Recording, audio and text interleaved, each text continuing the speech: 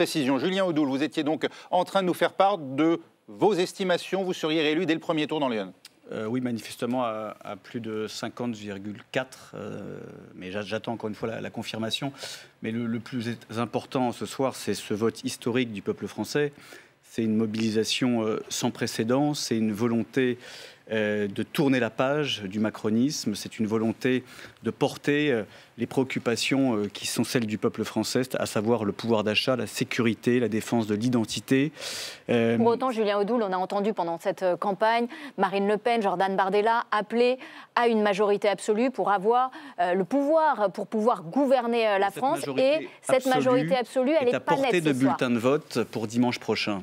Et nos concitoyens qui souhaitent véritablement, d'une part, un espoir pour notre pays, qui souhaitent véritablement faire barrage au chaos qui pourrait être à l'œuvre avec la politique de M. Mélenchon et de ses amis d'extrême gauche. J'appelle tous les Français à se mobiliser pour confier la majorité absolue au Rassemblement national et pour que Jordan Bardella soit notre prochain Premier ministre. Pour autant, vous avez entendu l'appel à un large rassemblement républicain de la part du président de la République, l'appel aussi de François Bayrou. Est-ce que vous avez l'impression qu'il y a un tout sauf Le Pen, tout sauf le Rassemblement national qui est en train de se mettre en place? Le Rassemblement national et ses alliés sont le rempart républicain dans cette élection.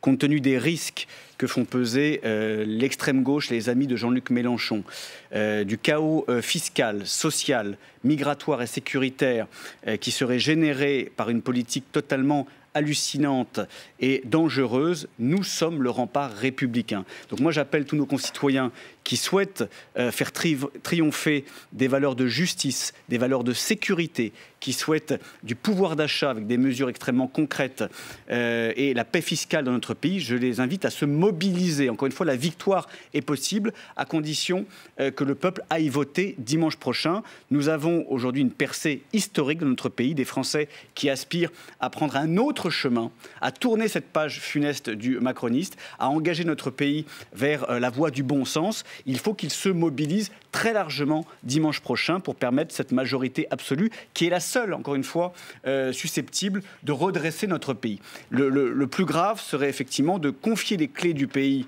à Jean-Luc Mélenchon qui continuerait et amplifierait la destruction, la dislocation de notre nation, compte tenu de ce programme totalement ahurissant. Il faut, encore une fois, se mobiliser d'une part pour l'espoir et d'autre part pour faire barrage à l'extrême gauche.